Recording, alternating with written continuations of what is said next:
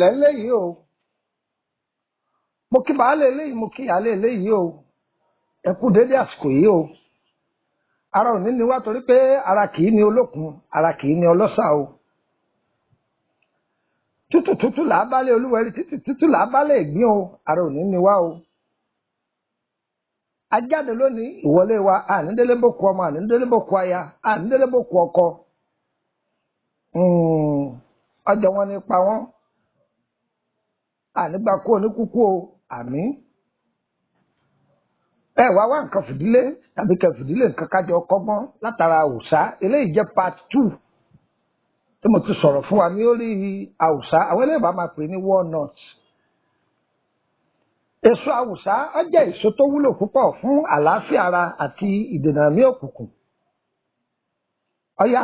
ẹ wá nǹkan fìdílé tàbí kẹ fìdílé nǹkan kẹ fẹnu mẹ́nu kẹ fìtìmẹ́tì kẹ wá fẹnu kẹ́mú.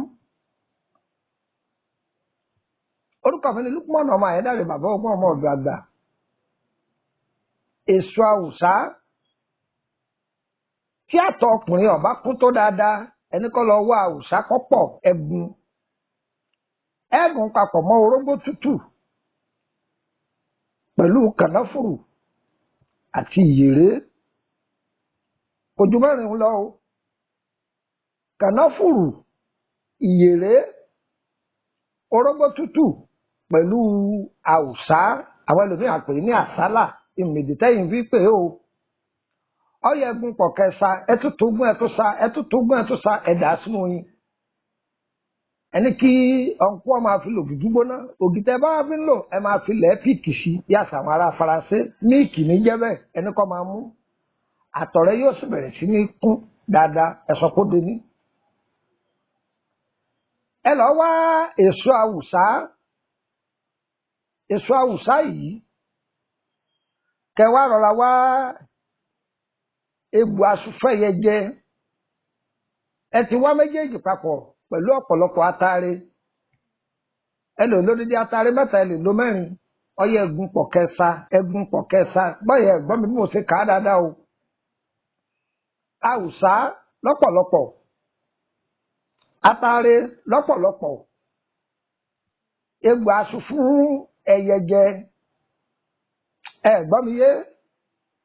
ọyá ẹgún gbogbo ẹ̀ papọ̀ ẹ̀sà ẹ̀dá sóyin ẹni ọmọ tí ń reléèwé ẹni kọ́ máa fi mu òjòjú gbóná tàbí kí wọ́n máa la nínú oyin a máa jẹ́ kí làákàyè ọmọ èkì ọmọ adọ́gba àgbàlagbà náà lè lò làákàyè rẹ̀ yóò máa gòkè àgbà sí yóò sì mú lẹ́nu dáadáa ó di mélòó ó di méjì. Tí a bá ní ìtọ̀ ṣúgà tí a bá ń jẹ Awusa dáadáa tí sì mu omi sí tí a mọ̀ pé Awusa jẹ́ èso kan tó jẹ́ pé tí a bá mu omi sí a máa korò gbìyànjú kó rí pọ̀ ń jẹ́ dáadáa kó máa mu omi sí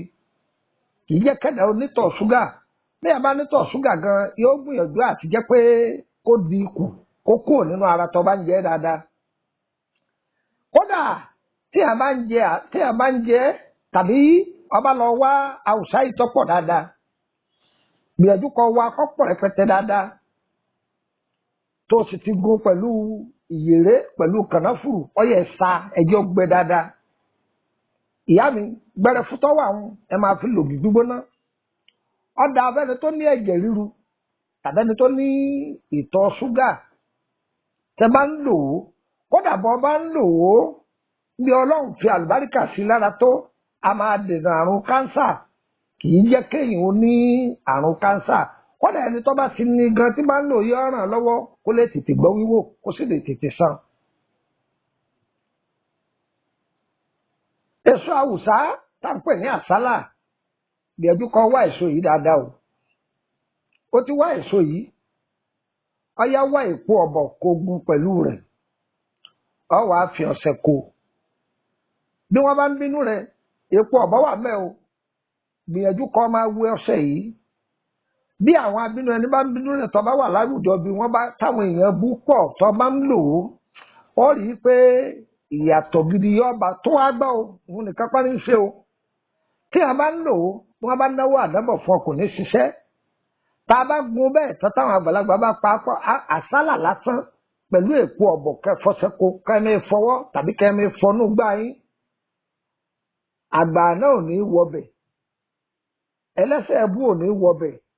kódà kì í fún oògùn burúkú láàyè kó ṣiṣẹ́ kódà a máa ṣe tùràrí rẹ̀ ẹ fẹ́ gbọ́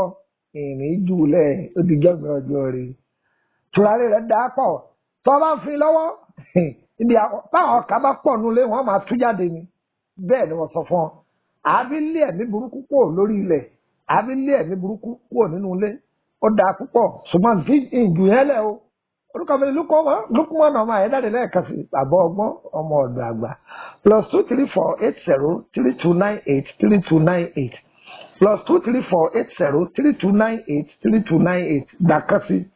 +2348133155111 +234808133155111 ẹ má sì mí gbọ́ o ahun ni o ahun ọ̀lẹ̀ wá gbé ẹ̀dá bó ṣe jẹ́ nù ẹ̀yẹ fún yín nọ́mbà orílẹ̀-èdè bẹ̀rẹ̀ sí +22954651928 +22954651928 tẹ́ ẹ bá pe nọ́mbà nàìjíríà mi tí ò lọ ẹ pè mí ní whatsapp ẹ̀ wọ́n gbé wọ́n dà yín lóhùn ẹ gbìyànjú ẹ darapọ̀ mọ́ wa lórí whatsapp group yánà méjì ló kú sí aníkan private ìkan public ìwọ tó bá wà ní public ọ̀ láǹfààní àti béèrè kankan ṣùgbọ́n tó bá wà ní private ọlọ́lá kan ni ọgbọ́túmọ̀ rẹ̀ lọ́fẹ̀ẹ́ ohun tó ṣe sí ọ̀fẹ́ lọ́ọ́ máa gbọ́ tàbí àwọn ètò tá a ti filẹ̀ látọjọ́ tó ti pẹ́ ní àbẹ́ ìta àṣẹṣẹ filẹ̀ tó bá béèrè bó ló ti ṣe àbí nǹkan míì tá a ti filẹ̀ ọ̀fẹ́ là á filẹ̀ fún ọ 5,000 naira ló fi wọlé ó sì máa san 5,000 lóṣù oṣù tó bá ti jẹ́wọ́ rẹ̀ ayọ̀ kó mẹ́lọ́ọ́ kan ni tó ẹgbìyànjú kẹ́ darapọ̀ mọ́ tẹ́ ẹ bá wá jọyìn whatsapp group ọ̀hún olófin o ẹ má sẹ́ndì sticker o ẹ má sẹ́ndì fídíò o ǹjẹ́ gbọ́ mi yé dáadáa báyìí nísìnyí ẹ ti gbọ́dọ̀ máa sẹ́ndì àwọn nǹkan tí ọ̀dà sínú rẹ̀ ṣùgbọ́n bẹ́ẹ̀ bá fẹ́ sọjọ́ bí ẹ lè sẹ́ndì fọ́tò ẹyọ kan pé káwọn èèyàn ṣàdúrà fún yín yọ yẹ wá o kò ní yẹ ẹ lẹ o ẹ tẹ̀lé kìlọ̀ o ire o ire o ire kàbìtì nílé gbogbo wa o.